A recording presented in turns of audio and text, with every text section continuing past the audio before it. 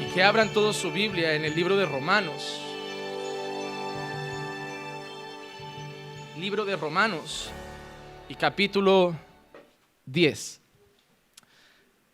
Estoy contento pudiendo decir que llevamos 50 sermones. 50 sermones. Supongo que se enfadarían si ahora les dijera, hermanos, decido dejar Romanos ya. Les daría un poco de rabia, ¿no? Después de 50 sermones vas a decir que plegas y te vas a otro libro. Acábalo. Nos quedan 47 más. Así que con calma que en 2021 habremos terminado. Romanos capítulo 10, versículo 1 hasta el 4 va a ser la porción que meditemos en este día y es de suma importancia. Siempre la palabra de Dios es importante, pero en este día tiene un versículo que ha creado mucha controversia en el pueblo de Dios y yo le pido a Dios que me dé gracia para explicarlo conforme a la intención con que Él lo inspiró. Hermanos, el deseo de mi corazón y mi oración de Dios por ellos es para su salvación. Porque yo testifico a su favor de que tienen celo de Dios, pero no conforme a un pleno conocimiento. Pues desconociendo la justicia de Dios y procurando establecer la suya propia, no se sometieron a la justicia de Dios. Porque Cristo es el fin de la ley para justicia a todo aquel que cree. Tomen asiento.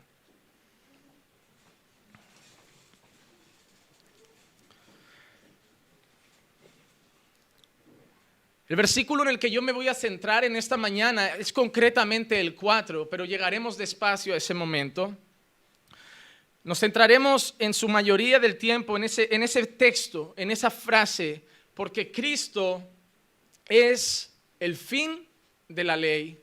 Y eso ha sido mal interpretado por muchas personas, tanto que algunos te dirán, la ley ya no nos sirve porque Cristo es el fin de la ley. Por eso, malentender un texto bíblico puede causar mucho peligro en nuestra vida cristiana. Porque decirle a una persona que Cristo es el fin de la ley, dando a entender que Cristo anuló la ley, significa que fornicar ya no es pecado, significa que adulterar ya no es pecado, significa que robar ya no es pecado, significa que matar ya no es pecado, porque si Cristo anuló la ley, no hay mandamientos, no hay normas, y esto es una anarquía. Entonces, entender ese texto mal puede llevar a muchas personas a lo que ya les ha llevado a muchos, que es al libertinaje. Al decir, ya no estamos en la ley, estamos en la gracia, y muchos han usado esa frase para vivir a su antojo, de espaldas a Dios, en completa desobediencia a los mandamientos. Y si alguien llega humildemente a decirles, hermano, eso es pecado, la respuesta que te dan con el pecho bien inflado es, estamos en la gracia. No entender la palabra de Dios puede volver la gracia el camino al libertinaje, cuando la realidad bíblica es que la gracia es el camino a la verdadera santidad, el camino a la verdadera obediencia, pero sobre todo la gracia es el camino a la obediencia por la motivación correcta. No a la obediencia para ganarme el favor de Dios, sino la gracia es el camino a obedecer a Dios porque Él ya me ha mostrado su favor. Eso es gracia. Gracia no es me has perdonado y ahora hago lo que quiero. Gracia es ahora te obedezco porque he sido perdonado. Antiguamente estar en la ley era estar bajo la esclavitud al pecado. Lejos de la gracia de Dios no teníamos capacidad de dominar nuestra carne. No teníamos capacidad de negar nuestros deseos más profundos y más carnales y más mundanos. Éramos libres, sí, pero éramos libres dentro de nuestra naturaleza pecadora. Éramos libres de hacer lo que quisiéramos menos buscar a Dios. Éramos libres de fornicar con quien queríamos. Éramos libres de mentir cuando queríamos, pero no éramos libres para vivir en santidad, porque la Biblia dice que éramos esclavos del pecado. La gracia es la capacidad y el poder que Dios nos ha dado para ahora vivir en el Espíritu. No una vida mística llena de experiencias. Vivir en el Espíritu es vivir una vida sometida al Espíritu de Dios. ¿Y qué es el Espíritu? Sino claramente la palabra de Dios, la cual dice, esta palabra es Espíritu y es vida. Así que ahora estar bajo la gracia es tener la capacidad de luchar contra el pecado, de resistir al diablo y de someternos a Dios, no para ser mejor que nadie, no para ganar el favor de Dios, sino porque ahora Dios ya nos ha mostrado su favor. Hermano, no estamos aquí este domingo reunidos para que Dios nos bendiga. Estamos reunidos este domingo porque ya hemos sido bendecidos. No ofrendamos para que Dios nos multiplique. Ofrendamos porque Dios ya nos ha dado. No canto a Dios para que Dios se alegre. Le canto porque Él ya está alegre conmigo en Cristo. No obedecemos a Dios para que nos salve. Obedecemos a Dios porque ya nos ha salvado. Es decir, no estamos viviendo una religión queriendo cumplir normas para que mañana nos den un premio. Estamos viviendo una relación con Dios porque el premio ya nos ha sido dado. Por gracia sois salvos. Y esto no es de vosotros, es mediante la fe y eso es un don de Dios. No por obras. ¿Para qué? Para que nadie se gloríe de ellas. Porque si te salvas por obras, te salvaste tú. Pero si reconoces que a pesar de ser salvo, has vuelto a fallar en muchas ocasiones y aún así te has salvado, solo llegaremos a la eternidad pudiendo decir, gracias Cristo, gracias Señor. Y podremos cantar eternamente, solo el Cordero es digno. Todo se lo debemos a Él y tendremos placer en ser de ese gran grupo que dice que todos se doblarán. Toda rodilla se doblará y todos le confesarán como Señor a Jesucristo. Eso va a llegar y estaremos allí. Estaremos allí. Entonces vamos, antes de llegar a poder explicar ese versículo, vamos a entender primero la introducción de los primeros. Veamos el versículo 1. Miren lo que Pablo dice. Hermanos, el deseo de mi corazón y mi oración a Dios por ellos es para su salvación. Piensen una cosa, durante los capítulos 8 y 9 y sobre todo el capítulo 9, Pablo a los ojos de muchos parece haber atacado a los judíos. Pablo a veces estaba hablando en esos momentos de esa salvación que ya no solo les pertenecía a ellos, sino que ahora también a los gentiles, que les pertenecía a todo aquel que cree. Pablo estaba enseñando a los judíos que el verdadero judío, el verdadero Israel, no era el que tenía la estrella de David en una bandera. El verdadero Israel no era el que tenía un menorá en el templo. El verdadero Israel no era el que celebraba Pentecostés. El verdadero Israel era todo aquel que había confesado a Jesús como Señor. Existía y existe el Israel físico, la nación a la que muchos idolatran. Y existe el verdadero Israel al que todos pertenecemos, el pueblo de Dios. Dios no tiene dos pueblos, Dios tiene un remanente. Un remanente. Y eso estará muy claro cuando en otros capítulos llegaremos a otro versículo que ha sido peligroso. Porque Pablo llega un momento que dice, porque todo Israel será salvo. Y eso lo han entendido muchos de una manera mal, dando a entender que esa nación física será toda salva. Cuando esa nación física ha sido la que por años y años desde la salida de Egipto ha matado a los profetas. Ha sido un pueblo de dura cerviz. Y dentro de ese pueblo Dios siempre tuvo un pequeño remanente. Entender mal la palabra es entender mal la historia. Es entender mal a Dios. Y es entender mal a Cristo. Sin embargo, entender que la nación física de Israel, los judíos físicos de sangre, no son realmente todos el pueblo de Dios, porque muchos niegan a Cristo y quien niega a Cristo niega a aquel que lo envió.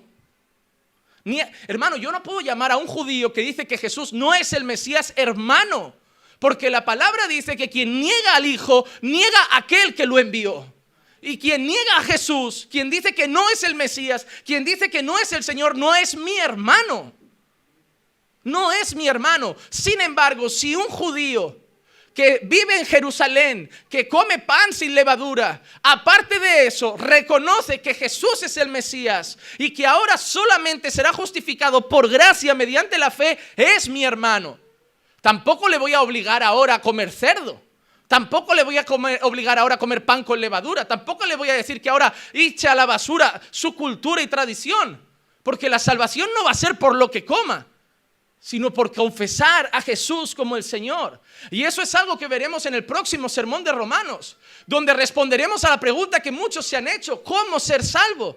Y Pablo lo resume de una manera: porque todo el que confiese a Jesús como Señor y crea en su corazón que Dios lo resucitó de los muertos, será salvo. Y no hay más, y no hay más. Pero Pablo empieza a hablar de ellos, está hablando de los judíos físicos, de los que él llama hermanos en la carne, y dice: el deseo de mi corazón y mi oración a Dios por ellos es para su salvación. Es decir, no son salvos. Por mucho que adoren al Dios de Israel, por mucho que sean, según ellos en su mente, descendientes de Abraham, por mucho que ellos cuiden con celo la Torá, no son salvos. Y Pablo está diciendo: mi deseo por ellos y mi oración es por su salvación. Eso que nos enseña, en primer lugar, que la salvación no está en los que tienen celo en la ley, sino en los que creen en Jesús como el Señor. Pero en segundo lugar, Pablo también nos da una bofetada a nosotros los gentiles. Porque muchos pasan de adorar a Israel a despreciar a Israel. Y Pablo nos da una bofetada diciendo: no se desprecia a Israel, pero yo voy a dar un paso más: no se desprecia a nadie. Mi oración por los musulmanes no es que sean condenados. Deberíamos decir esta frase con todo el mundo. Cuando alguien me pregunta: ¿qué piensas de los musulmanes?, yo debería contestar como Pablo: el deseo de mi corazón y mi oración es que sean salvos. ¿Y qué piensas de los católicos y de su adoración a las imágenes y su veneración a María? Mi única respuesta debería ser: mi deseo y la oración mía es que sean salvos. ¿Y qué piensas de los ateos que desprecian a Dios? El deseo de mi corazón y mi oración es que sean salvos. ¿Y qué piensas de esas mujeres feministas con las cabezas rapadas a favor del aborto y todo eso? El deseo de mi corazón y mi oración es que sean salvas. Porque no hay nada que me parezca más triste que cuando un evangélico pone vídeos en Facebook de las procesiones de los católicos que se le caen las figuras y hacen burla. No hay nada que me parezca más triste que un evangélico que en vez de mostrar amor con el homosexual lo llama hijo del diablo y despreciable. No hay nada que me duela más que ver evangélicos en internet viendo a esas mujeres gritando a favor del aborto, desnudas y manifestándose, promoviendo el feminismo, y tratarlas con odio. Porque yo vengo de un Dios que me enseña una cosa: pagad el mal con bien. Si ellas os insultan, devolverles amor. Si ellas os maldicen, bendecirlas. Si ellas os desprecian, orad por ellas. Si ellos critican la religión, no critiquéis sus ideales, orad por ellos, predicad la palabra. Podéis decirles que lo que hacen es pecado, pero con amor, con mansedumbre y con humildad. El odio no salva, pero el amor cubre multitud de pecados. El odio solo provoca que no quieran entrar aquí para ver lo que hay. Solo el amor los traerá aquí y un día serán salvos. Y ellos mismos, sin hacerles sentir despreciables nosotros, ellos mismos tendrán un encuentro con Dios y muchos serán salvos. Y serán transformados. Porque quizá tú no eras una mujer feminista, pero te besaste con 40 hombres. A los ojos de Dios eras una ramera. Quizá tú no eras un hombre homosexual, pero eras un mujeriego. Y ante los ojos de Dios, pecado es pecado. No hay que despreciar a unos porque su pecado tiene otro nombre que no el nuestro. ¿Cuántos estamos en la iglesia y seguimos luchando con pecado? Quizá no homosexualidad, quizá no feminismo, aunque en la iglesia también esa lucha sigue vigente. Y hoy más el feminismo, mujeres autoritarias. Quizá no gritan a favor del aborto, pero tampoco se someten a sus maridos y están cada domingo en la congregación. ¿Y cuántos hombres quizás no son homosexuales, pero son soberbios? Hermano, el amor es la clave de la salvación de esta nación. El amor es la clave. No tolerar el pecado. No estoy llamando a eso. Pastor, ¿está llamando a tolerar el pecado? No, pero abrazar al pecador. A predicar salvación en Cristo y dejar la obra de transformación en Dios. Porque ¿de qué sirve decirle a un homosexual que deje de ser homosexual? Si no cree en Jesús, se irá al infierno siendo heterosexual. A veces queremos quitarles el pecado y no les damos salvación. En la iglesia pasa. Hay gente que te llega y te dice, soy cristiano. ¿Y sabes qué? Le preguntas, ¿por qué? Y te dice, porque ya no bebo, porque ya no fumo, porque ya no salgo de fiesta. Y le digo, no, eso no es ser cristiano. Ser cristiano es tener a Jesús como Salvador y a Jesús como Señor de tu vida. Ser cristiano es haberte arrepentido de tus pecados y vivir una vida de obediencia en fe, sometida a Dios. No es quitarte 4 normas. Eso vas con 80 años al médico y también te las quita. Mira, ya tiene una edad, ya no es bueno que salga tanto de fiesta, ya no es bueno que beba tanto alcohol y mucho menos que fume. Ahora el médico te volvió cristiano. No, eso no es. Muchos corredores olímpicos, muchos deportistas olímpicos no andan saliendo de fiesta, no consumen drogas, no fuman, no consumen alcohol, comen dieta equilibrada, comen mejor, más sano que tú, no beben refrescos como tú. Viven aparentemente vidas más sanas y además tienen sus esposas, sus hijos, son cristianos. No, porque no creen en Jesús como su Señor y su Salvador. No han entregado su vida a Dios, no se han arrepentido, no han nacido de nuevo. No podemos creer que ser cristiano es cumplir ciertas normas, porque es lo que hacemos en la iglesia. Hoy las iglesias, la mayoría no están llenas de cristianos, están llenos de fariseos, de gente que cree que está bien con Dios porque ha cumplido las normas. Y si Jesús llegara aquí a muchos de nosotros, quizá nos diría como a Nicodemo, sí, las normas las cumples, pero te es necesario nacer de nuevo. No sirve eso, porque cumplir normas para ganarse el favor de Dios es legalismo. Nosotros primero tenemos que creer que ya hemos recibido el favor de Dios y luego cumpliremos las normas, pero por amor a Dios. El deseo de Pablo es salvación. Esa es su oración, ese es su deseo para con Israel, es el nuestro y debe ser el nuestro para con todas las personas de este mundo. Nuestro deseo es que todo el mundo sea salvo. Es mi deseo para tus familiares, hermano, porque muchos de ustedes están aquí, pero sean honestos, levanten la mano. ¿Cuántos tienen un familiar o un ser querido que no conoce a Jesús? ¿Podemos levantar la mano todos? Todos. Y lo más triste, algunos dirán, yo tengo un primo, pero ¿cuántos podemos decir, mi madre no conoce a Jesús? La mujer que me ha dado tanto amor, si muere hoy se va al infierno. O mi padre, o mi hermana. Oh, hermano, hay tanto todavía que predicar. Hay tanto terreno donde plantar, hay tanto donde predicar el evangelio. Déjame decirte una cosa y te lo digo no como una norma que quiero imponer en ti, solo espero que Dios lo ponga en tu corazón. Hermano, tú y yo que hemos conocido a Jesús, no tenemos tiempo para andar en el cine, no tenemos tiempo para andar de paseo, no tenemos tiempo para andar en la playa todos los días. Hermano, el mundo lo hace y no es que esté mal y no es que sea pecado, pero es que tú y yo conocemos la verdad. Conocemos que muchos están yendo al infierno y no podemos perder el tiempo, porque tú y yo somos el canal por el cual Dios va a alcanzar en salvación a muchos. Oh Señor, yo ya soy salvo, déjame vivir la vida. No, yo no te dejé en la tierra siendo salvo para que vivieras la vida. Yo te dejé en la tierra siendo salvo para que trajeras a otros conmigo. Para que a través de la predicación y de la obra que mi Espíritu hará mediante tu predicación, muchos sean salvos. Estamos muy distraídos. La iglesia está relajada. La iglesia está muy distraída, está perdiendo mucho el tiempo. Solo trabajamos y congregamos, vivimos una religión. Pero si entendemos que nuestras madres se están yendo al infierno, que nuestros padres se están yendo al infierno, algunas mujeres aquí y hombres, vuestros hijos se están yendo al infierno. No tenemos tiempo que descansar. Pero con el mismo celo tenemos que ver al vecino, al panadero, a Israel, al musulmán, al judío, al ateo, al mormón. Hermano, una vez hemos conocido la gracia de Dios, solo tiene que haber un deseo en nuestro corazón, que otros alcancen esa misma gracia. Versículo 2, mira lo que dice Pablo. Porque yo testifico a su favor de que tienen celo de Dios, pero no conforme a un pleno conocimiento. Mira lo que dice Pablo de los judíos. Primero dice que ora para que sean salvos, ¿verdad? Yo quiero que lo vayamos entendiendo, iré despacito y paso a paso. Primero dice que ora para que sean salvos, ¿cierto? Alguien que oramos para que sea salvo es porque está perdido, ¿cierto? Pero Pablo dice, pero tienen una cosa, que tienen celo, dice, yo testifico a su favor, es decir, tienen algo y es que tienen celo por Dios. Porque el judío no desprecia a Dios.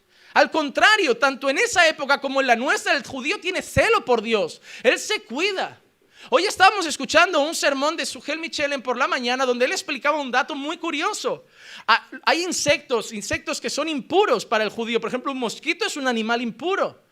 Una mosca es un animal impuro. Y el judío, cuando va a beber vino, muchas veces bebe con la boca cerrada así y pone hasta los dientes, porque si ha caído en la uva mientras se hacía el vino algún insecto, él no sea contaminado y no vaya a caer una patita o un ala o el bicho entero. Ellos tienen celo, ellos se quieren guardar, ellos se quieren cuidar, ellos quieren cumplir la Torá. ¿Recuerdan al joven rico cuando se encuentra con Jesús? Maestro bueno, ¿qué haré para heredar la vida eterna? Esa es la pregunta que responderemos el próximo sermón. ¿Qué haré para ser salvo? Y Jesús, ¿qué le pregunta? ¿Conoces los mandamientos? ¿Y qué dice ese joven rico? Sí, y no solo los conozco, los he cumplido. Porque son celosos. ¿Por qué a Nicodemo le dolió tanto las palabras de Jesús? Porque él había tenido celo toda su vida en guardar la ley. Y Jesús vino a decir que eso no le hacía bueno ante Dios.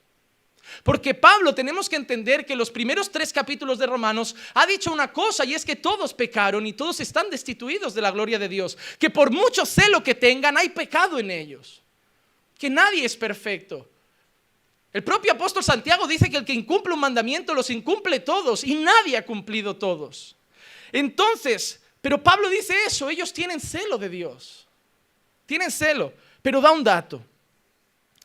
Tienen celo de Dios, pero no conforme a un pleno conocimiento. Déjame decirte una cosa, hermano, y quiero que la guardes en el corazón. No basta con conocer a Dios, tienes que conocer al Dios de verdad. Porque ellos tenían celo de Dios, pero no tenían celo en base a un pleno conocimiento. Es decir, ellos conocían a Dios, pero no habían conocido realmente a Dios. ¿Cuál es la prueba de eso? La prueba de eso es que toda la Biblia que ellos estudiaban y que ellos obedecían con celo, la Torá que obedecían con celo, mostraba a Jesús como el Mesías. Y ellos no lo vieron. Profetas que dijeron que nacería de una virgen. Profetas que dijeron que entraría subido en un pollino a Jerusalén. Profetas que dijeron que sería despreciado por los hombres. Profetas que anunciaron cómo sería su muerte, que sería un siervo sufridor. Profetas que dijeron que haría milagros. Profetas que anunciaron exactamente a la persona de Jesús, y ellos no lo vieron. Y Pablo es lo que dice: yo oro porque se salven, porque tienen celo por Dios, pero no un pleno conocimiento. Ahora hay personas que vemos igual en algunas religiones, incluso en algunas denominaciones evangélicas, que la pregunta que nos tendríamos que hacer es: ¿conocen a Dios de verdad? ¿Serán salvos? Porque conocemos algunas denominaciones que adoran a Dios, pero podríamos decir como los judíos, no al Dios verdadero. Y si no adoramos al verdadero Dios, hermano, la frasecita de todos los caminos llevan a Roma y todas las religiones llevan a Dios no es cierta. No, porque los musulmanes y los judíos y los cristianos adoramos a un mismo Dios. El Dios de los musulmanes le dicen: mata, asesina a los impíos, asesina a los impuros, y cuantos más mates, más vírgenes te esperan en el paraíso. Ese no es mi Dios.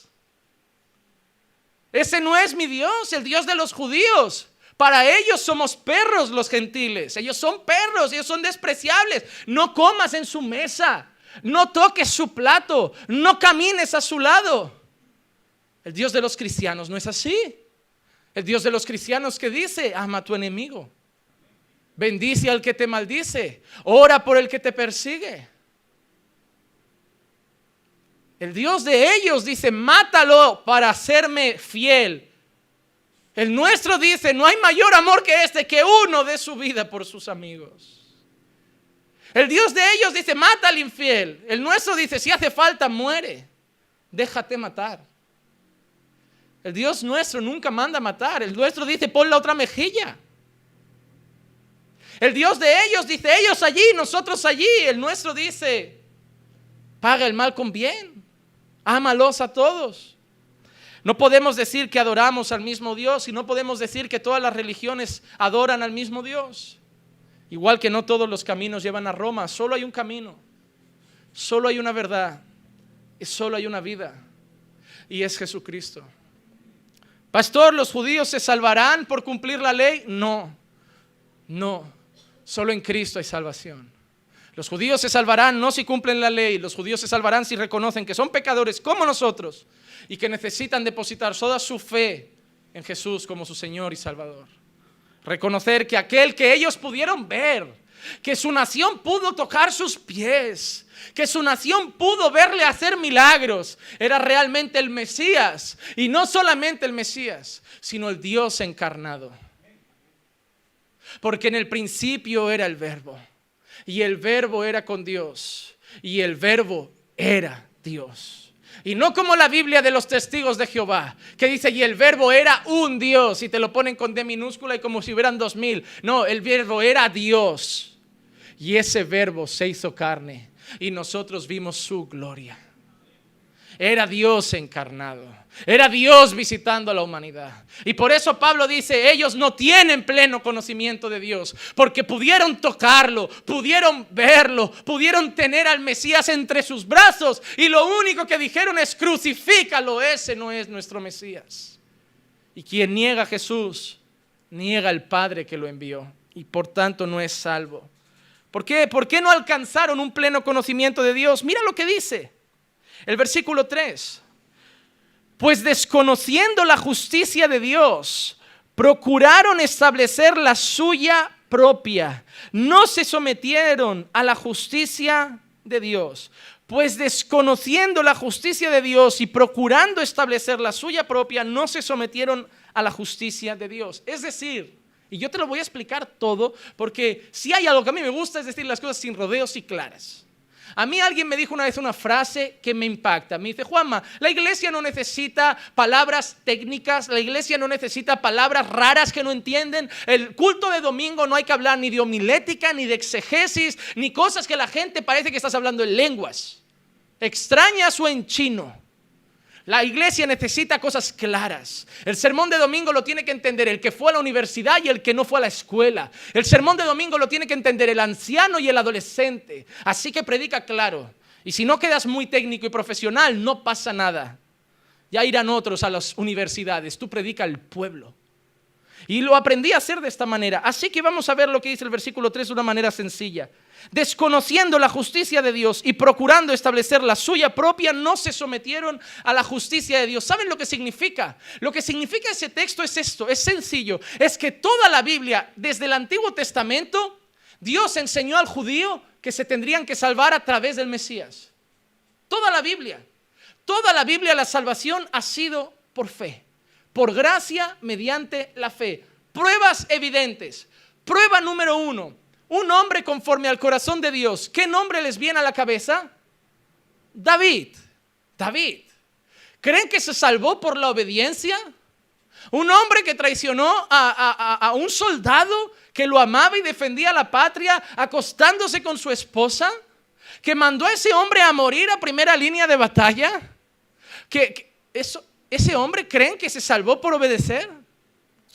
Abraham, el padre de la fe, se encuentra a unos egipcios a mitad de camino, mira a su esposa, ve a los 4 o 5 egipcios con sus espadas, con sus armaduras. Abraham va con su sotana, ve a la mujer, cariño, te quiero mucho, pero déjame hablar a mí. ¿Quién es? Es mi hermana. Porque tenía miedo de que si decía es mi esposa, le cortaran el cuello para quitarle a su mujer. Entonces mira a su mujer, es mi hermana. Esa mujer acabó en el lecho de otro hombre, que Dios tuvo que manifestarse, y eso es gracia de Dios, hermano, que tuvo que manifestarse para impedir que hicieran alguna cosa más con su mujer y que no la tocaran. Y hay gente que dice, pero no mintió porque también era su hermana. A los ojos de Dios, omitir la verdad es mentir, hermano. Es mentir. Abraham también falló a Dios. Abraham no fue perfecto en todo lo que hizo, pero Abraham demostró fe. ¿Cuándo? Cuando fue a matar a su hijo y responde a Isaac, cuando el hijo le pide, pero padre, ¿y el sacrificio y el cordero? Abraham ya esperaba el cordero, porque Abraham, ¿qué le contesta a Isaac? Dios proveerá. Dios proveerá. Es más, la palabra de Dios dice que Abraham creyó, es decir, tuvo fe y le fue contado por justicia. Moisés cumplió todos los mandamientos. No, Moisés mató. Moisés incluso en un momento se ira y le da un golpe a una roca. Moisés falló.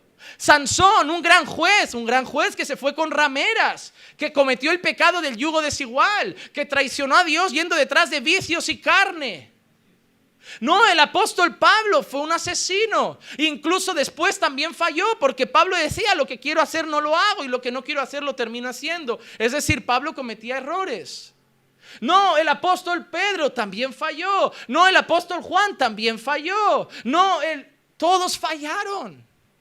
Y si fuera por su obediencia, ninguno sería salvo. Eso es que toda la vida la gente ha tenido que depender de alguien, del Mesías anunciado.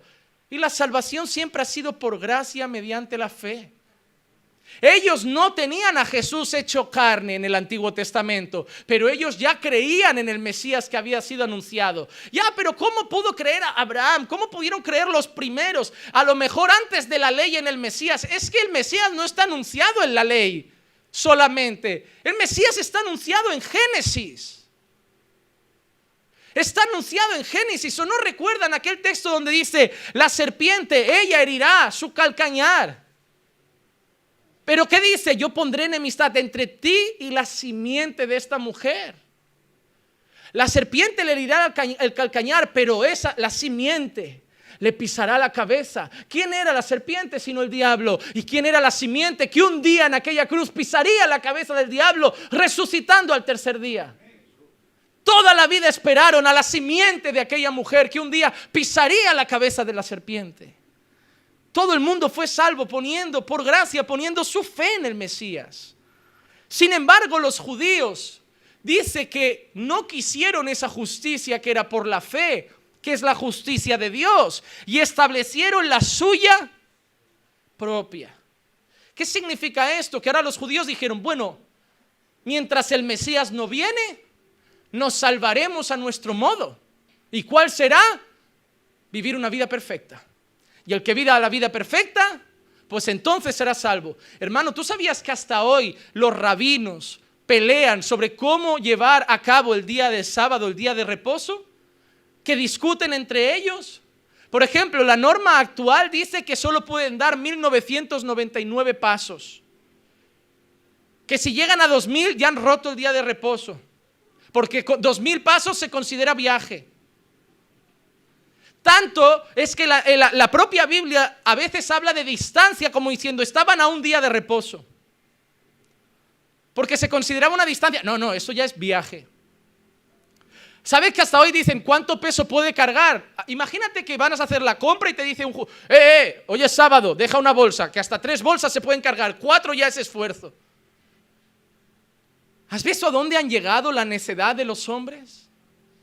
Eso Dios lo llama doctrina de hombres. Porque Dios nunca puso esa norma. Dios nunca puso esos límites. Son cosas que ellos se han ido inventando. Son doctrinas de hombres. Yo no estoy tirando a la basura el día de reposo. Estoy diciendo que ellos han torcido el día de reposo. Tanto es que quisieron matar a Jesús porque en su mente Jesús estaba rompiendo el día de reposo por sanar en día de reposo. Y Jesús se presenta a esos hombres y ¿saben qué les dice? Toda la Biblia habla de mí. Toda la Biblia explica lo que es el día de reposo y no lo habéis entendido. ¿Acaso no es lícito hacer el bien el día de reposo? ¿Acaso uno de vosotros se le cae una oveja en un pozo el día de reposo y no la recogerá? ¿Acaso fue el hombre que se hizo el día de reposo o se hizo el día de reposo para el hombre?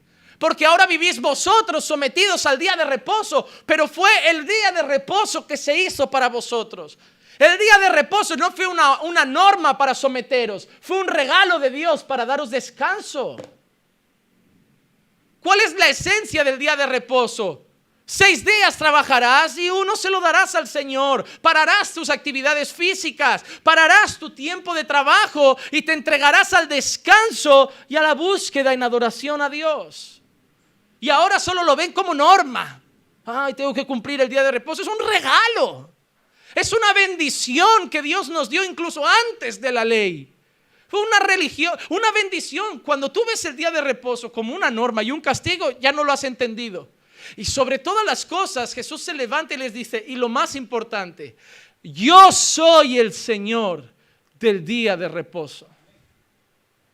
Es el problema del judío de aquel entonces y el de muchos de ahora, que se han hecho su propia justicia. Y muchas iglesias lo hacen. Cuando una iglesia te dice, mira, cuando llega Gigi Ávila y dice, si una mujer usa pantalones es hija del diablo, él se ha hecho su propia justicia porque eso no está en la Escritura. La Escritura habla de que el hombre use ropa de hombre y la mujer ropa de mujer, y que la mujer tiene que vestir, sí, con pudor, con modestia, y que todo lo que hagamos sea para la gloria de Dios. Obvio que si yo veo una hermanita en Cristo que viste pantalones apretados, bien apretaditos, y la camisa bien por encima de la cintura para que se vea bien marcado su trasero, me parece que no es creyente. No la llamaré hija del diablo, a veces son nuevas en la fe. Tampoco nadie se lo ha explicado. La gente de la noche a la mañana no cambia por completo, ni tú ni yo hemos cambiado por completo. El que empezó la buena obra la está perfeccionando. Hay que enseñarles con amor. No puede llegar esa hermana y decir, hermana, si sigues vistiendo así te vas a la calle, que aquí no aceptamos prostitutas. No, hermano. Como digo, el odio acaba echando a la gente. Pero decir que por usar un pantalón ya son hijas del diablo, decir que por usar un pantalón ya se van al infierno, estamos diciendo que entonces el pantalón es la clave entre ser salvo y perderse. Eso es doctrina de hombres, eso es una justicia del hombre, eso no es salvación por gracia. Llega una mujer y se pone prohibido usar pendiente, prohibido usar maquillaje, nada de hacerse mechas, nada de depilarse, nada de esto, y si no eres del diablo. Muy bien. Entra un homosexual por la puerta, por favor, ¿se pueden dejar un sitio aparte para aquel afeminado? Muy bien. Vamos a tratar así a la gente. Hermano, eso no lo haría Jesucristo. Jesucristo no toleraba el pecado, pero Jesucristo trató con misericordia a los pecadores. El mayor caso es la mujer adúltera. Él impidió que fuera apedreada. ¿Y cómo lo hizo? Me encanta. Me encanta porque Jesucristo siempre empezaba a dejar claro una cosa. Aquí no está libre nadie. Ella adulteró, sí, la ley manda apedrearla, vale, pues quien esté libre de pecado, que tire la primera.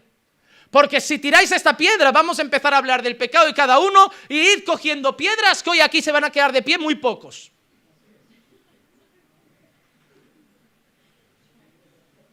El único que tenía derecho a tirar la piedra, se acerca a la mujer y se pone, si ellos se han ido, yo tampoco te condeno. Que la historia no acaba ahí, que es muy bonito y la mujer se puede ir a pecar tranquila. Ve, pero no peques más. Te lo traduzco. Hoy has tenido suerte. Dios es lento para la ira. Dios es grande en misericordia. Pero va a llegar un día que no va a ser eso.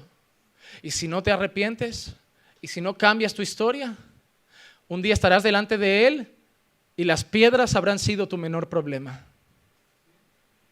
Ve y no peques más. Hoy Dios te perdona, pero recuerda que es santo. No peques más.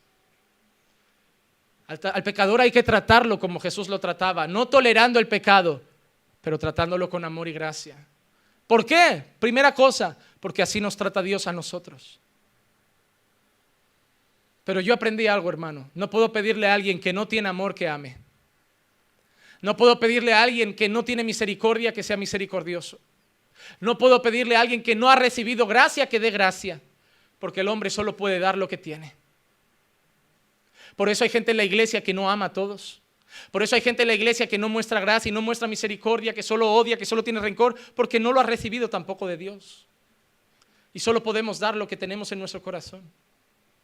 ¿Cuándo yo voy a perdonar? Cuando yo me sienta perdonado. ¿Cuándo yo voy a amar? Cuando yo reciba el amor de Dios. ¿Cuándo yo voy a mostrar gracia? Cuando yo reciba la gracia de Dios. Yo no puedo dar lo que no tengo. No puedo dar lo que no tengo. Puedo fingir que lo tengo, pero no puedo dar lo que no tengo. Y muchas veces queremos pedirle a gente que no ha nacido de nuevo, que dé cosas que no tiene. Por eso hay gente que te dice, pastor, no consigo perdonar. Bueno, pues no has sido perdonado. Así de sencillo. Así de sencillo. Pastor, no consigo perdonar a mi padre. Bueno, pues no has sido perdonado. Porque si tú hubieras sido perdonado y hubieras sido consciente de lo que Dios te ha perdonado, no te costaría perdonar a otros. Si te cuesta es que todavía te crees muy simpático y muy bueno. Porque al que mucho se le perdona, mucho ama. El que no ama mucho, es porque cree que se le ha perdonado poco. Por eso yo vengo cada domingo a decirte a la cara, eres un pecador, eres un miserable. Y recuerda lo mucho que Dios te ha perdonado para no guardar rencor a nadie fuera. Porque lo que Él te ha perdonado, tú también tienes que perdonar a otros. Si tú no consigues perdonar a nadie, solo déjame decirte la última cosa, te estás creyendo mejor que Dios. Yo sé que me ha pedido perdón, pero lo que hizo está muy feo, no consigo perdonarle. Lo que tú hiciste también está feo. Por tu culpa tuvo que morir su único hijo, el hijo unigénito de Dios tuvo que morir. Y Él no te dijo, no consigo perdonarte. Él te dijo, si pides perdón, yo te perdono. ¿Tú te crees mejor que Dios para negar perdón a alguien? No, hermano. Si tienes que perdonar a tu esposo por lo que te hizo hace años, ya deja la pelotita atrás, ya deja la historia de no lo consigo, me hizo, traicionó ya perdónalo. Si tienes que perdonar a tu esposa por cómo te trataba, ya perdónala. Si tienes que perdonar a tus padres porque te trataron mal, te humillaron, no te permitieron estudiar, te maltrataban, no te pegaban, ya perdona. Y si tienes que perdonar a tu primo o tu tío que cuando tu padre no estaba en casa abusó sexualmente de ti y hasta entonces no lo consigues decir a nadie, pero sigue maltratando tu corazón, ya perdónalo. Ya perdónalo, porque Dios te ha perdonado a ti. Quizá no una violación, quizá no un asesinato, pero te ha perdonado todas las cosas que has hecho. Entonces perdona, hermano. Porque si no perdonas, siempre va a haber una muralla y una barrera en tu crecimiento espiritual. No vas a poder desarrollarte en la fe mientras haya rencor, odio y rabia en tu corazón. Pastor, usted no sabe lo que es que te violen más de una vez, más de un año. No lo sé. Y tampoco voy a ir a probarlo para ponerme en tu piel. Pero no hay pecado y no hay nada que no pueda ser perdonado. No hay nada. Llegamos al versículo 4. Entendemos que Pablo ha dicho, número 1, que quiere la salvación de los judíos. Número 2, que los judíos tienen celo por Dios, pero no en un pleno conocimiento. Número 3, que dejaron la justicia de Dios buscando su propia justicia. Y remata Pablo con el 4, dice, porque Cristo es el fin de la ley para justicia de todo aquel que cree. La palabra fin de la ley no significa Cristo es el final de la ley, con Cristo acaba la ley. La palabra original, Cristo es el fin de la ley, significa Cristo es la meta de la ley, el objetivo de la ley, a donde quiere llevar la ley. Lo que Pablo está diciendo es que la ley de la que los judíos tenían tanto celo apuntaba a Cristo. Porque esa ley les tenía que hacer entender que no podían salvarse. Hermano, mientras tú lees el Nuevo Testamento te puedes sentir muy simpático, pero cuando tú lees Levítico, cuando tú lees Números, cuando tú lees Deuteronomio, cuando tú ves todos los mandamientos de Dios, te sientes sucio y dices, madre mía, pensaba que solo eran 10 y de esos 10 ya había roto 11. Y ahora hay 20, 30, 40, 100, 200, 300 y he roto una lista larga. ¿Qué hace eso? ¿Y ahora qué hago? Estoy perdido. ¿Cómo me salvo? ¿Qué esperanza hay para mí? El Mesías. Por eso dice, Cristo es el fin de la ley. Porque todo aquel que mira la ley reconoce una cosa: no hay esperanza. Ni para mí ni para nadie. Esto no lo ha cumplido nadie. ¿Qué vamos a hacer? Confiar en el Mesías. Confiar en Jesús. Cuando Pablo dice Cristo es el fin de la ley, no significa Cristo vino a poner fin a la ley. Significa Cristo vino a demostrarnos que la ley nos hacía pecadores. No, éramos pecadores. La ley nos mostraba nuestro pecado y nuestra única esperanza era Cristo.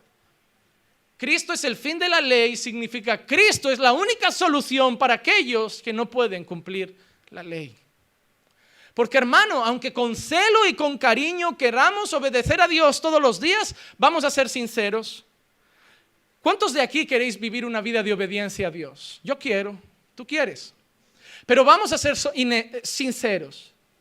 ¿Cuántas veces, sin controlarlo, ha llegado un sentimiento de rabia a tu corazón y sabes que es pecado? ¿Cuántas veces sin querer? Yo sé que hay chismosos, pero hay gente que en un momento de desespero, rabia, impotencia dice algo malo de alguien y ¿no te ha pasado hablar algo de alguien y decir, esta palabra me ha sobrado? ¿Te ha pasado? Sabemos que es pecado. ¿Cuántas veces no íbamos por la carretera, llegamos a casa y nos viene una carta de la DGT, de la Dirección General de Tráfico, una multita con su buena foto, blanco y negro, estilo vintage, ahí con nuestra matrícula y una frase que pone: en una vía pública con límite de velocidad de 50 kilómetros por hora, el propietario del vehículo circulaba a 90.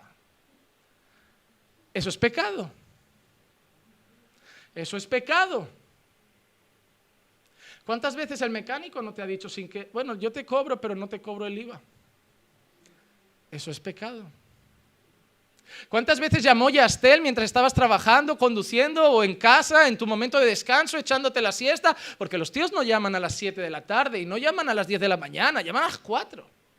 Con el estómago lleno, viendo una película tranquilo en tu sofá, suena el teléfono y ahora ya no llaman de un número oculto ni un número raro, ahora te llaman de teléfonos de móvil. Sale un 634 y un móvil, ¿quién será? Le llamamos de Vodafone y digo, tío, sois expertos, ahora usáis teléfonos privados para llamar a gente, porque nadie os lo cogía.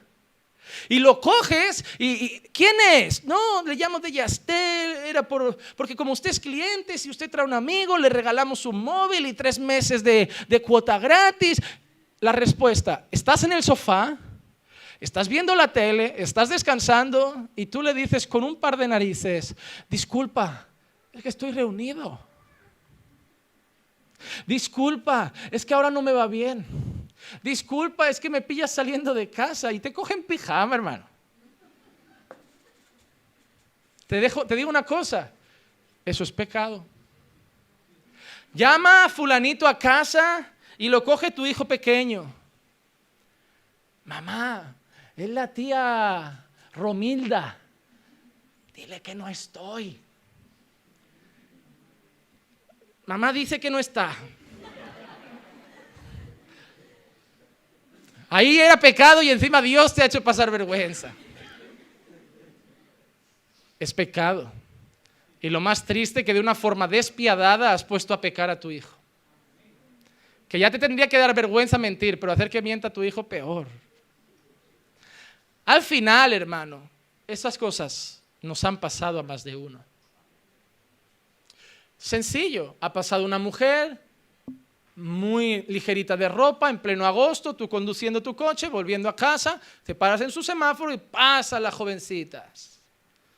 Y tú luchas por mirar al techo del coche, pero el ojo, uno se va. Que esa cosa de que todos los hombres miran es mentira, algunos realmente sufrimos para no mirar. Lo que también vivimos en un tiempo que la manera de no mirar es mirar al suelo o al techo, y conducir así es muy peligroso. Yo he intentado conducir mirando al techo, pero es peligroso, hermano. Y sin querer a veces has mirado lo que no tenías que mirar. Y eso es una lucha constante, porque ellas tampoco son ángeles. Y a veces ha pasado un chico de 1,90 m, musculoso, con sus tirantitos, que ellas te dicen: a mí ese tipo de hombres no me gustan. Pues los ves todos. Todos tenemos luchas. Y si fuera por nuestros méritos, todos vamos a arder eternamente. Pero hemos entendido que no es por nuestra propia justicia. Pastor, pero entonces, ¿cómo sé que soy salvo? Yo te voy a dar un consejo que a mí me funcionó. Yo descubrí que era salvo cuando hacía una de esas cosas y al momento eso taladraba mi conciencia. Yo me di cuenta que era salvo cuando yo cometía un pecado, porque, ¿sabes? No lo podemos llamar fallos, no lo podemos llamar errores, tenemos que llamarlo por su nombre. Yo me di cuenta cuando yo pecaba y eso me dolía. Si tú pecas, no significa que no seas salvo. A ver, si practicas el pecado, sí eres del diablo, y eso ya no lo dice ni Gigi Ávila ni yo, lo dice la palabra de Dios. Pero si tú no eres practicante del pecado, pero pecas un día, si sientes culpa, si te da rabia, si te hace llorar incluso, eso es que Dios está obrando en tu vida. La prueba más clara de nuestra fe y de haber nacido de nuevo es que no estamos cómodos con el pecado, que sabemos que nos mira un Dios santo y no le gusta vernos sucios. Miren, Pablo entendió lo que era la justicia por la fe. Y yo quiero leer un texto que es Filipenses capítulo 3, versículo 8 y 9. Dice, y aún más, yo estimo como pérdida, miren, atentos, yo estimo como pérdidas todas las cosas en vista del incomparable valor de conocer a Cristo Jesús, mi Señor, por quien lo he perdido todo y lo considero como basura a fin de ganar a Cristo y ser hallado en Él. Y mira lo que dice, no teniendo mi propia justicia derivada de la ley, sino la que es por la fe en Cristo, la justicia que procede de Dios sobre la base de la fe. ¿Qué está diciendo Pablo? Yo era como ellos. Yo estaba buscando mi propia justicia por la ley. Y dice, yo ahora eso lo tengo por basura. Dice, yo he entendido que eso no sirve, no vale, no salva a nadie. Porque lo que sí me vale es que ahora tengo la justicia que es por la fe en Cristo, la que procede de Dios. Pablo dice, yo también era así, yo busqué mi propia justicia, pero me di cuenta que eso era una basura. Y entendí que todo eso solo servía para una cosa, para conocer a Cristo Jesús, mi Señor.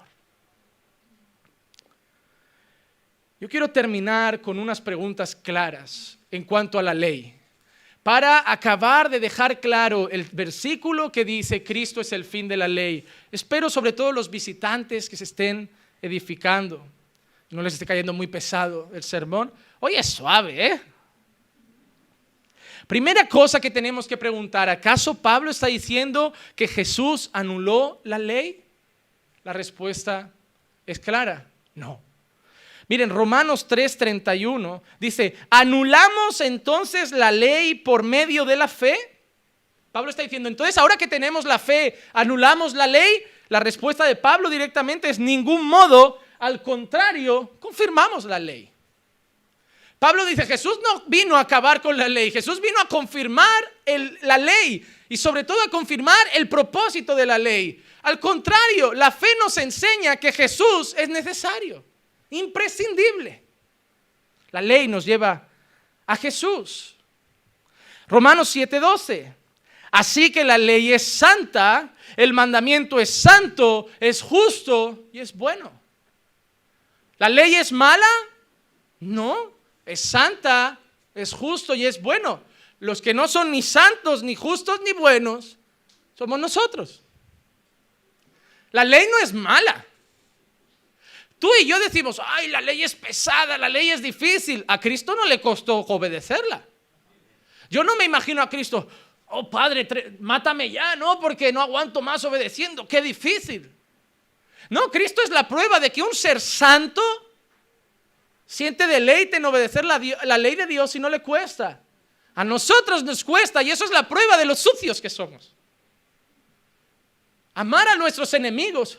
Hay gente que ora así, Padre, ayúdame a amar a mis enemigos. Yo no me imagino a Jesús orando así. Hay gente que dice, Padre, ayúdame a perdonar. Yo no me imagino a Jesús orando así. ¿Saben quién ora pidiendo ayuda para amar?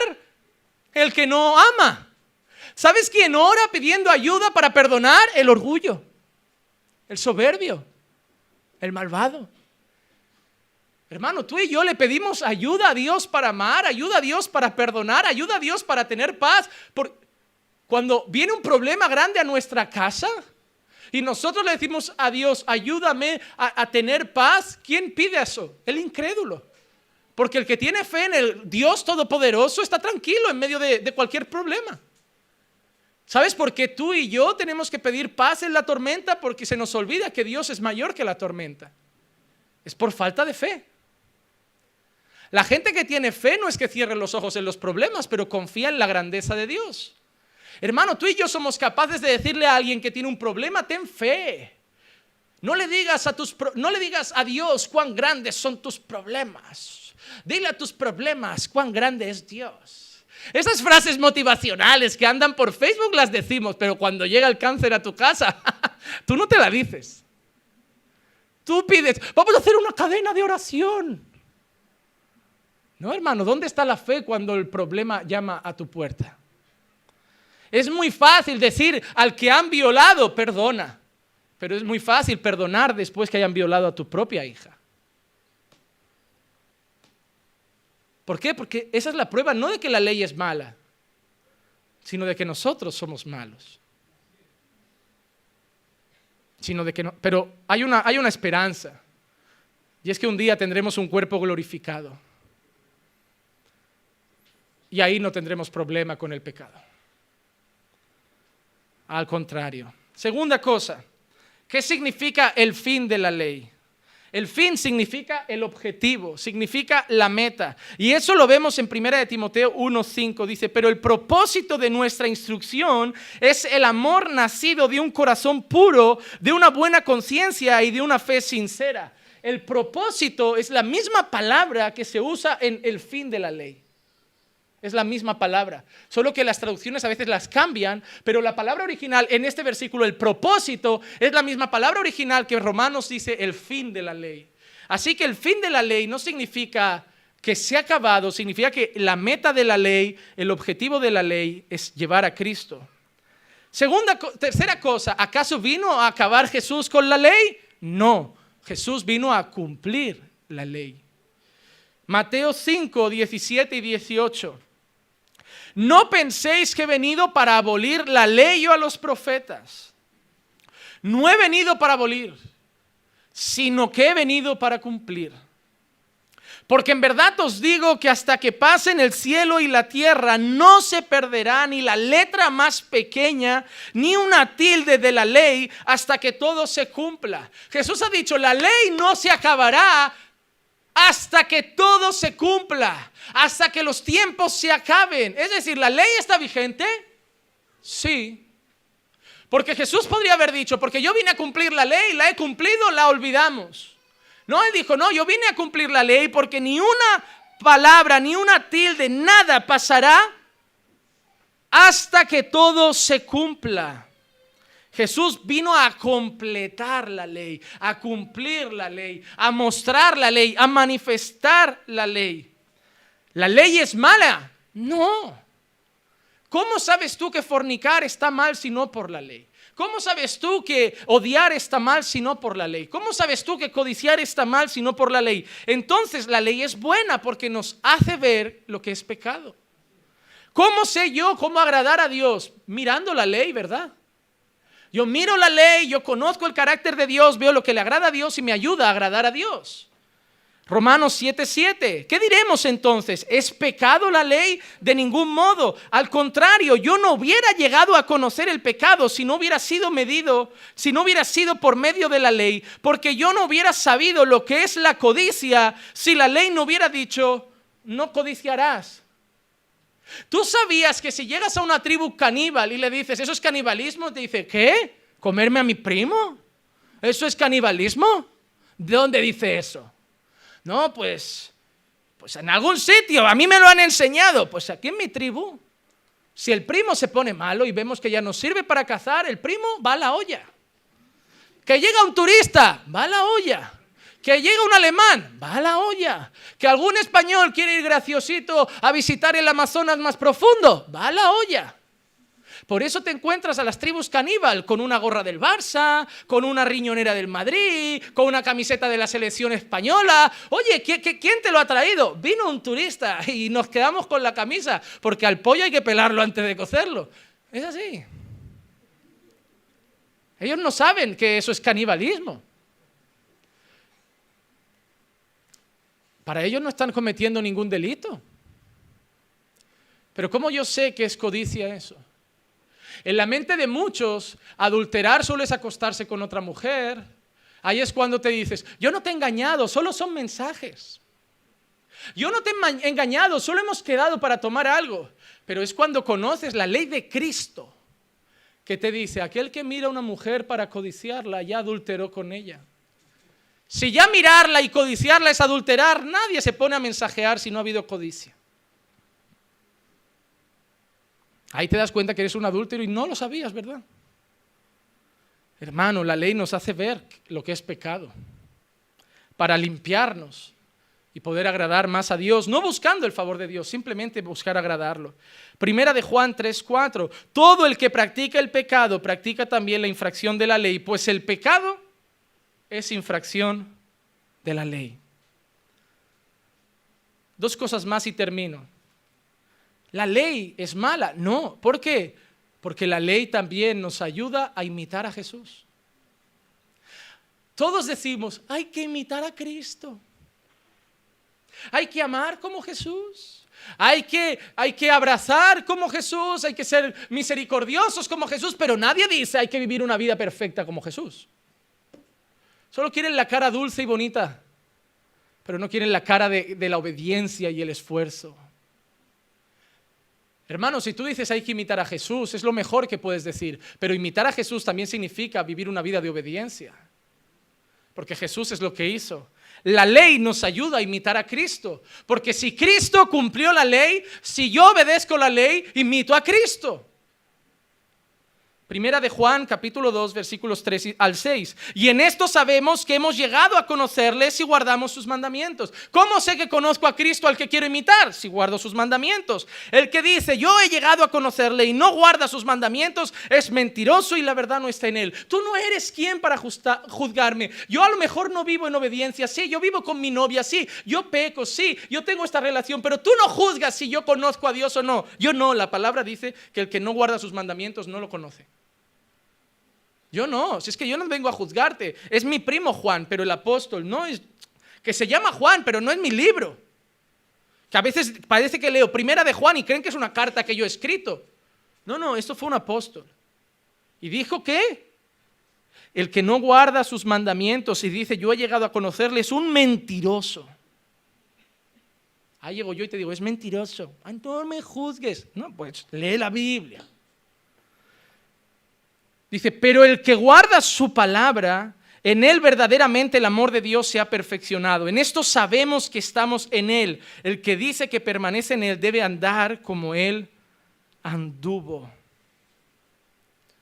Hermano, la ley, mira, Martín Lutero dijo una frase espectacular. La ley me hizo ver que soy un pecador y me llevó a Cristo.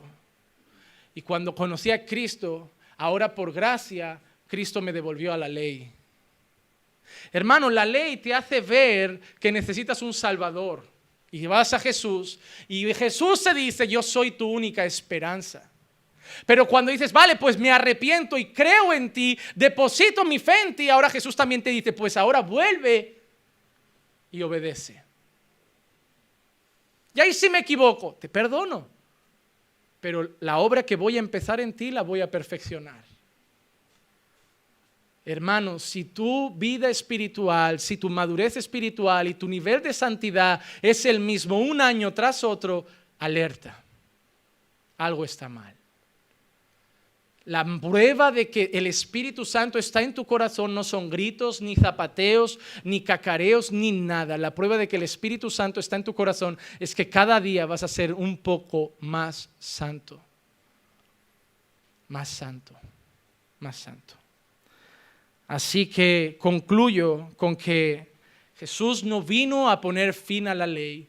Jesús es la prueba y la meta y el objetivo que nos dice la ley que tenemos que abrazar para ser salvos. Hermano, si hoy estás aquí y no conoces a Dios, si hoy estás aquí y nunca has vivido una vida detrás de Dios, buscando a Dios, yo hoy te digo, hay salvación para ti. Si tú puedes creer que no sé cuál es tu pecado y que no sé la maldad que has cometido, no importa la grande maldad que hayas hecho, igual a ti no te violaron y tú eres el violador. Igual a ti no te pegaron y tú eres el maltratador. Igual a ti no te mataron y tú eres el que alguien mató en su país, en su pasado. Déjame decirte una cosa, hay salvación para ti. Arrepiéntete y deposita toda tu confianza en Jesús. Pero si tú también estás aquí y has vivido una vida religiosa, Una vida de cumplir normas en un círculo cristiano y fuera ser otra persona. O una vida en la que solo cumples normas para sentirte mejor que los demás. Óyeme, mujer, si tú eres una mujer de estas que mira a la que va con pantalón y en vez de mirarla con gracia dices, mira, pastor, cómo va vestida, arrepiéntete, no conoces a Dios. Si la obediencia te ha llevado a ser soberbio o soberbia. Si la obediencia te ha llevado a ser orgulloso o orgullosa. O si la obediencia te ha creído o te ha hecho creer que por ayunar Dios te mira con más agrado, que por orar Dios te va a bendecir más, arrepiéntete. El favor de Dios no se gana con nada. Hoy te digo a ti, a todos, depositad solamente vuestra fe en Jesús. Abrazad a Jesús. Jesús es la única esperanza para ti. Jesús es la única esperanza para tus hijos. Jesús es la única esperanza para tu casa. Tu casa no necesita la ley, si tampoco va a tener la gracia. Tus hijos no pueden ser educados solo con ley, si no les vas a mostrar la gracia. Tus hijos no tienen que venir a la iglesia por una ley, tienen que venir a la iglesia por amor a Dios. Muchos perdéis a vuestros hijos porque se ven obligados a obedecer, pero no sienten deseo de obedecer. Vais a tener fariseos en la iglesia. Hoy proclamamos en este día la verdadera justicia, la justicia que es por la fe en Cristo Jesús. Y esa justicia no nos va a llevar a pecar relajados, olvidando la ley, porque hemos dicho que la ley sigue. Pero nos va a llevar a obedecer con un único fin, no ganar el favor de Dios, sino que obedecer los mandamientos va a ser nuestra manera de gritar, Señor, gracias por haberme salvado. No ayuno para que me bendigas, ayuno porque quiero luchar contra mi carne, no para ser mejor, solo para agradarte más. No oro para que me des, oro porque puedo hablar contigo y ese es mi deleite. No ofrendo para que me multipliques, ofrendo porque siento gozo viendo tu reino expandirse y quiero colaborar. No mirarás nunca más a nadie con desprecio cuando conozcas la gracia de Dios. Esas iglesias que dicen, esas hermanas son prostitutas, esa gente no es creyente, no saben lo que es la gracia. Y una vida sin gracia, por mucha ley que tengas, es una vida de desgracia. Que Dios nos ayude a abrazar la gracia. Y la gracia nos llevará a obedecer, pero también nos llevará a amar. Quédense con esta frase.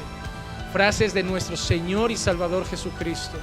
Aprended de mí, que soy manso y humilde de corazón. Vamos a orar.